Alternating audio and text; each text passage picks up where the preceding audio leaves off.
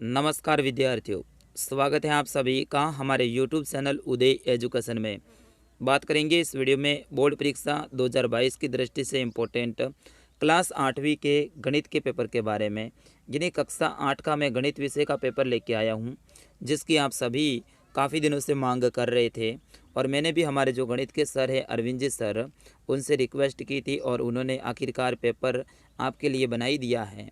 तो ये पेपर है बेहद ही इम्पोर्टेंट रहेंगे और इसमें जितने भी प्रश्न रहेंगे आपके एग्ज़ाम की दृष्टि से 101% है वो इम्पोर्टेंट रहने वाले हैं। यानी ये पेपर है, ये वीडियो है, ये आपके लिए वरदान साबित होने वाला है। तो आप सभी विद्यार्थियों से निवेदन रहेगा, अंत तक ज़रूर देखिएगा। अभी तक आपने चैनल को सब्सक्राइब नहीं किया है तो अभी चैनल को सब्सक्राइब कर लीजिएगा, ये बिल्कुल फ्री है। और आपके एग्ज़ाम तक सारे विषय के पेपर यहाँ पे अपलोड किए जाएंगे। वैसे मैंने विज्ञान के, हिंदी के और इसके साथ ही संस्कृत और इंग्लिश का पेपर है वो डाल दिया है। अगर आपने अभी तक नहीं देखा है तो ज़रूर देखिएगा। वीडियो के जो डिस्कशन है उसमें सारे पेपर की लिंक है मैं डाल दूंगा। चलिए बढ़ते हैं पहले प्रश्न की ओर। यहाँ पे पूर्णांक है आपका 80 का रहेगा और समय आपको मिलेंगे 3 घंटे और 15 मिनट का। तो पहले कुछ प्रश्न है वो आपके वस्तुनिष्ठ प्रश्न रहेंगे, यानी अबशब्द के रूप में आपके सामने ऑप्शन रहेंगे। तो इसमें पहला प्रश्न देखिएगा आप, निम्नलिखित में से कौन सी संख्या है वो पूर्ण वर्ग नहीं है।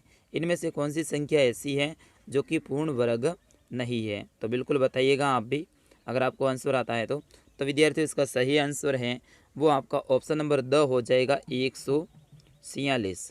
146 है, ये पूर्ण वर्ग नहीं है। देखते हैं अगला प्रश्न। प्रश्न संख्या 2 है कि -2 और 0 के मध्य की जो परिमेय संख्या है वो क्या है। ऑप्शन 1 है -4, ऑप्शन ब है 8, ऑप्शन स है -18/10 और ऑप्शन द है 4/10। तो इसका सही आंसर क्या हो जाएगा विद्यार्थियों? इसका सही आंसर हो जाएगा वो हो जाएगा आपका ऑप्शन नंबर स, यानी -18/10। ये -2 और 0 के मध्य की परिमेय संख्या है। प्रश्न संख्या 3 को देखिएगा आप, किसी निर्देशांक तल में मूल बिंदु के निर्देशांक होते हैं। तो अपन किसको XY के द्वारा इसको अपन निर्देश करते हैं। तो बिल्कुल इसका सही आंसर हो जाएगा वो हो जाएगा आपका ऑप्शन नंबर 1 0 0। बढ़ते हैं अगले प्रश्न की ओर। वैसे मैं गणित का टीचर नहीं हूँ, मैं सोशल साइंस का टीचर हूँ, सामाजिक विज्ञान का, और विशेष तौर पे जो इतिहास है आपकी उसका टीचर हूँ। लेकिन फिर भी कुछ प्रश्नों के आंसर में बताने का प्रयास करता हूँ, जैसा कि सर ने भी हमें बताए हैं। प्रश्न संख्या 4 देखिएगा, आयत के विकर्ण होते हैं, यानी आयत के जो विकर्ण हैं वो कैसे होते हैं। तो आयत के जो विकर्ण होते हैं विद्यार्थियों वो होते हैं बराबर। तो ऑप्शन नंबर ब रहेगा इसका सही आंसर। अगला प्रश्न है, वृत्त के केंद्र पर पूरा कोण होता है। तो वृत्त के केंद्र पर जो पूरा कोण होता है विद्यार्थियों वो होता है 360 डिग्री का। तो ऑप्शन नंबर द है वो आपका सही आंसर रहेगा। बढ़ते हैं अगले प्रश्न की ओर। प्रश्न संख्या 6। प्रश्न संख्या 6 देखिएगा आप, 21/112 का योज्य प्रतिलोम लिखिए, यानी उल्टा लिखना है। इसका योग्य प्रतिलोम है वो लिखना है और इसका सही आंसर क्या हो जाएगा विद्यार्थियों? -21/112 इसका सही आंसर हो जाएगा। ये हो जाएगा इसका योज्य प्रतिलोम। अगला प्रश्न देखिएगा, प्रश्न संख्या 7, 2y + 9 = 4 को हल कीजिए। तो विद्यार्थी इस प्रश्न को हल आप कर लीजिएगा। ये प्रश्न है आपके बुक में है और एग्जाम की दृष्टि से बेहद ही इंपॉर्टेंट रहेगा। बढ़ते हैं अगले प्रश्न की ओर। प्रश्न संख्या 8, बेहद ही इंपॉर्टेंट ये प्रश्न है 8वां।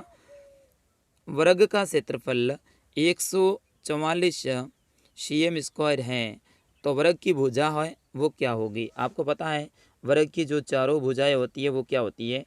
बराबर होती है। और यहाँ पे देखिएगा ये वर्ग का क्षेत्रफल है वो बता रहे हैं 144 cm²। तो आप सभी को पता होगा कि वर्ग का जो सूत्र होता है वो क्या होता है? भुजा स्क्वायर होता है। क्या होता है? भुजा स्क्वायर होता है। तो यहाँ पे चारों भुजाओं का जो योग है वो दे रखा है 144। तो 144 में किसका स्क्वायर है ये? तो ये है 12 का स्क्वायर, आपको पता हो तो 12 का स्क्वायर क्या है 144। तो चारों भुजाओं की जो होगी वो होगी 12-12 cm की। तो यहाँ पे भी 12 आ जाएगा, यहाँ पे भी 12 आ जाएगा और यहाँ पे भी 12 आ जाएगा। इस तरह से आपके इस प्रश्न का आंसर है वो बनेगा। अगला प्रश्न देखिएगा, प्रश्न संख्या 9।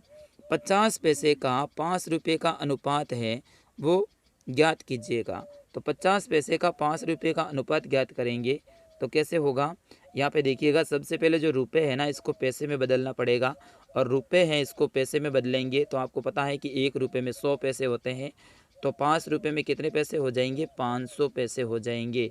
कितने पैसे हो जाएंगे, 500 पैसे। तो 500 पैसों में किसका भाग देना है, 50 का देना है। तो इस तरह से इसका क्या हो जाएगा, 1:10 इसका सही आंसर रहेगा। तो यहाँ पे क्या आंसर रहेगा, 1:10 इसका सही रहेगा। तो इस तरह से आप इसको हल कर सकते हैं। अगला प्रश्न है प्रश्न संख्या 10। मैं फटाफट सारे प्रश्नों को कवर करवा रहा हूँ क्योंकि आगे बहुत सारे प्रश्न हैं और आप सभी से निवेदन रहेगा वीडियो को अंत तक जरूर देखिएगा, तभी इस वीडियो का फायदा आपको पहुँच सकेगा। 10वां प्रश्न है कि एक्स वाई, वाई जेड और जेड एक्स का गुणनफल है वो ज्ञात कीजिएगा। तो इसका गुणनफल आपको ज्ञात करना है। तो यहाँ पे आप देखेंगे तो आपको एक्स है वो यहाँ पे दिख रहा है और एक्स यहाँ पे दिख रहा है, मतलब एक्स 2 बार दिख रहा है। तो यहाँ पे एक्स का स्क्वायर हो जाएगा उत्तर। उसी प्रकार से वाई भी देखें तो वाई भी 2 बार है तो वाई स्क्वायर हो जाएगा, और उसी तरह से जेड भी 2 बार दिख रहा है तो जेड स्क्वायर हो जाएगा। इस तरह से ये आपका आंसर निकल के सामने आएगा, एक्स स्क्वायर, वाई स्क्वायर और जेड स्क्वायर। बढ़ते हैं अगले प्रश्न की ओर। प्रश्न संख्या 11, बेहद ही इंपॉर्टेंट ये प्रश्न है 11वां। आप देखिएगा परीक्षा की दृष्टि से, x square plus 8x plus 16 के गुणनफल है वो ज्ञात कीजिएगा। इसका आप कर लीजिएगा गुणनफल। प्रश्न संख्या 12 है, एक पाइथागोरस त्रिक लिखिए जिसकी सबसे छोटी संख्या है वो क्या हो जाएगी, 8 हो जाएगी। तो आपको पता है ना पाइथागोरस जो त्रिक है उसमें जो अपना सूत्र होता है वो क्या होता है, एम स्क्वायर और फिर कौन सा होता है, एम स्क्वायर माइनस 1 और फिर क्या होता है, एम स्क्वायर प्लस 1 होता है। तो यहाँ पे प्लस 1 मतलब इसमें आप जोड़ोगे तो हो जाएगा 9 और 10, और इस तरह से इसको आप हल करेंगे तो आपका आंसर है वो निकल के सामने आ जाएगा। प्रश्न संख्या 13 को देखिएगा आप, बेहद ही इम्पोर्टेंट है, हल कीजिएगा 6x प्लस 1/3 प्लस, यहाँ पे बराबर का चिन्ह लगा दिया है सर ने गलती से, यहाँ पे प्लस के बाद में 1 आएगा, फिर उसके बाद में बराबर x माइनस 3/6। तो इसको आप हल कीजिएगा। बढ़ते हैं अगले प्रश्न की ओर। प्रश्न संख्या 14 है, अगर आपको किसी संख्या से 1/2 घटाने और परिणाम को 1/2 से गुणा करने पर 1/8 प्राप्त होता है तो वो संख्या क्या होगी। तो आप भी बताइएगा इसका आंसर। बिल्कुल सारे प्रश्नों के आंसर मैं नहीं बताऊंगा, लेकिन इन प्रश्नों को आप याद करके जाइएगा। इस तरह से प्रश्न है वो आपके एग्जाम में पूछे जाने वाले हैं। अगला प्रश्न है, सलीम ने एक वस्तु 784 रुपये में खरीदी है जिसमें 12% GST सम्मिलित था। तो GST जोड़ने से पहले वस्तु का मूल मूल्य है वो क्या था, ये आपको बताना है। तो आप 884 में से 12% घटा दीजिएगा और घटाने के बाद में जो आंसर आता है वो आपका हो जाएगा वस्तु का मूल्य। अगला प्रश्न देखिएगा, प्रश्न संख्या 16 है, 12A minus 9AB plus 5B minus 3 में से 4A minus 7AB plus 3B plus 12 को घटाइएगा। तो इस तरह से आपको इसको घटाना है। आपका आंसर है वो प्लस माइनस वाला आपको ध्यान होना चाहिए, जैसे कि प्लस प्लस क्या होता है, प्लस होता है, माइनस माइनस क्या होता है, प्लस होता है, माइनस प्लस क्या होता है और प्लस माइनस क्या होता है, ये आपको पता होना चाहिए। और आराम से इस प्लस माइनस वाले सूत्र से आप इस प्रश्न को हल कर सकते हैं। प्रश्न संख्या 17 को देखिएगा आप। प्रश्न संख्या 17 है, 21 46 587 की 3 से विभाज्यता की जांच कीजिएगा। तो इसमें क्या होगा, 3 से विभाज्यता का मतलब होगा अंत में जो संख्या होगी उसमें या तो पूरा पूरा 3 का भाग जाएगा, अगर नहीं जाता है तो इन संख्याओं को अलग करके आप जोड़ लीजिएगा, जैसे कि 2 + 1 + 4, फिर उसके बाद में +6 + 5 + 7 + 8, और फिर उसके बाद में 5 8 फिर 7, इन तरह से सारी संख्याओं का योग कीजिएगा और योग करने के बाद में उसमें 3 का भाग दे दीजिएगा। तो इस तरह से आपका ये आंसर आ जाएगा। चलिएगा अगला प्रश्न देखते हैं, प्रश्न संख्या 18। प्रश्न संख्या 18 ये है कि सर्व समीका का प्रयोग करते हुए निम्नलिखित को हल कीजिएगा। तो यहाँ पे सर्व समीका का प्रयोग करना है और इन प्रश्नों को हल करना है। तो पहले वाले में देखिएगा, x y + 3z कोष्टक बंद फिर स्क्वायर। तो इसमें कौन सी लगेगी, आपकी लगेगी a + b स्क्वायर बराबर a² + 2ab। इस तरह से ये आपका सूत्र रहेगा और इस सूत्र के माध्यम से आप इसको हल करेंगे। उसी तरह से आप दूसरा भी देखिएगा, दूसरा है 6x² - 5y कोष्टक बंद और फिर स्क्वायर। तो इसमें कौन सा सूत्र लगेगा, इसमें लगेगा कोष्टक फिर उसके बाद में a - b² बराबर a² - 2ab फिर उसके बाद में +b। इस तरह से ये सूत्र आपके इसमें लगेगा और इस तरह से लगाने के बाद में आप इस प्रश्न को हल कर सकते हैं। अगला प्रश्न देखिएगा, प्रश्न संख्या 19 बेहद ही इंपॉर्टेंट है। प्रश्न संख्या 19 ये है कि निम्नलिखित में से प्रत्येक अक्षरों के मान ज्ञात कीजिएगा। यहाँ पे प्रत्येक अक्षरों के मान ज्ञात करने हैं और इस प्रश्न को थोड़ा सा बड़ा लिखना है क्योंकि इसके नंबर रहेंगे वो आपके रहेंगे 4 नंबर का। ये अगला प्रश्न देखिएगा, प्रश्न संख्या 20 है, बेहद ही इंपॉर्टेंट ये भी प्रश्न है, आप याद कर लीजिएगा। एक ढेर में 5 किताबें हैं, प्रत्येक की मोटाई है वो 20 mm है तथा 5 कागज़ की सीटें हैं जिनमें प्रत्येक की मोटाई है वो 0.01 से mm है। तो इस ढेर की कुल मोटाई है वो ज्ञात करनी है। अगला प्रश्न, 18,000 पर 1/2 वर्ष यानी 2.5 वर्ष के लिए 10% वार्षिक दर से वार्षिक रूप से संयोजित करने पर तो चक्रवर्ती ब्याज है वो ज्ञात करना है। इसमें आपको 2.5 वर्ष का चक्रवर्ती ब्याज है 10% के हिसाब से ज्ञात करना है। अगला प्रश्न है 22वां, निर्देशानुसार भाग दीजिएगा। यहाँ पे इसमें जो संख्या है इसमें क्या करना है, आपको भाग देना है। जैसे संख्या है 12xy कोष्टक 9x² - 16y² कोष्टक बंद भाग 4xy कोष्टक 3x4 + 4y। तो इस तरह से क्या करेंगे, सबसे पहले आप क्या करोगे, संख्या है पहले इसको जैसे कि 12xy कोष्टक फिर 9x² - 16y² और नीचे संख्या है वो आप पीछे वाले लिख देना 4xy फिर उसके बाद में 3x + 4y। इस तरह से करके फिर इसमें ना इन संख्याओं को घटाना है। जैसे कि 4 का भाग है वो 12 में जाता है, कितनी बार, 3 बार जाता है। तो इस तरह से ना ऐसे ऐसे करके आप इन संख्याओं में भाग दीजिएगा और आपका आंसर आ जाएगा। चलिए बढ़ते हैं आगे। बेहद ही इंपॉर्टेंट प्रश्न आ चुका है और इस तरह का प्रश्न आपके एग्ज़ाम में देखने को ज़रूर मिलेगा। ये नहीं तो इसका भाई दूसरा प्रश्न, लेकिन ज़रूर ऐसा प्रश्न देखने को मिलेगा। ओनली फॉर आपको पैटर्न को समझना है और वो मैं समझा रहा हूँ। किसी विभागीय स्टोर पर खरीदारी करने आए व्यक्तियों को इस प्रकार अंकित किया जाता है, जैसे पुरुष को M लिखेंगे, महिला को W लिखेंगे, लड़के को B लिखेंगे और लड़की को G लिखेंगे। तो निम्नलिखित सूची उन खरीदारों को दर्शाती है जो प्रातःकाल पहले घंटे में आए थे। तो यहाँ पे देखिएगा W का मतलब महिला और M का मतलब पुरुष, B का मतलब लड़का और G का मतलब लड़की है। और इनको पढ़ने के बाद में आपको है ना एक बारंबारता चारणी है उसके द्वारा यहाँ पे इनके आंसर देने हैं। जब मैंने इन सभी को गिना तो यहाँ पे जो आपके जो महिला थी यानी महिला को W के रूप में व्यक्त करते हैं तो W 28 है।